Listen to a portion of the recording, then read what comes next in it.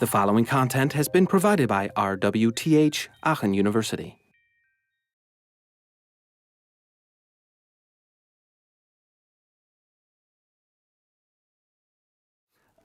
Yes, correct. So goals, operators, method, and selection rules, that are the different components of GOMS. And that, was introduced also by Cart, Moore, and Newell. And you remember them from the CMN model that we talked about in the beginning of the class. And you can estimate execution times and also the learning times even before your system is built if you have just a general interface idea and can apply the rules to that to judge the system without having a working prototype or a even more medium fidelity prototype. So there is the original model with the different that we talked about already last week, and as we said, determines the time a worker needs for a specific interface that is defined. And the thing we will focus on a lot is the keystroke level model. So the keystroke level GOMS is it goes more on a more basic level, defining times, for example, when I'm switching from my mouse to my keyboard, if I have to find something there and press a button, if I click somewhere, what are the different times used for that? And you have a specific set of rules where you enter specific times. How long does it take me to figure out, well, what do I need to do next? And a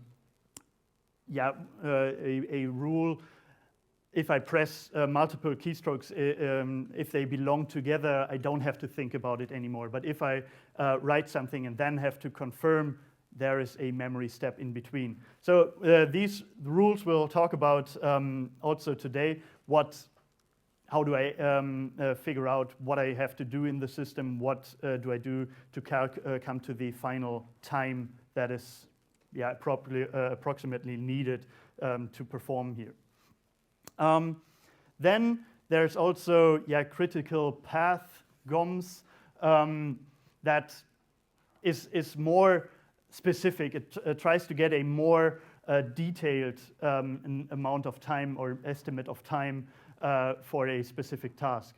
And it has also the overlapping time dependency. So if something is happening simultaneously, well, how does this influence then the other task as well? Natural GOMS language is catered, if you have a more general user and he doesn't know the system.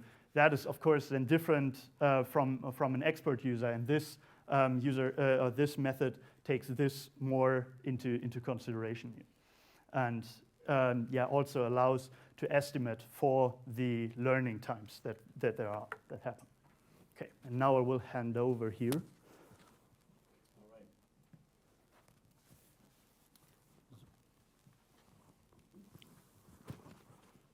Thank you. All right, live handover. Good morning, everybody. I'm sorry about the delay. So the GOMS variants that Phyllis just talked about are, well, I'll say they're not like something that everybody is using all the time in HCI, but they do form an interesting part of the way of thinking about interfaces, simply because all of these are models that actually allow you to sort of approach an HCI question somewhat formally, somewhat mathematically, if you like, so you can actually compute stuff. And of course, the general advantage that we've already talked about of being able to actually say something about an interface before it even exists. It doesn't actually have to be implemented, existent. It just needs to be specified how it's supposed to work. And you can use GOMS to start making estimates on its performance. You don't even need users around. So you don't need a UI, you don't need the users, and you can still say something about it. That's the general thing that all of these variants have in common that make it big difference to any other model really that I'm aware of.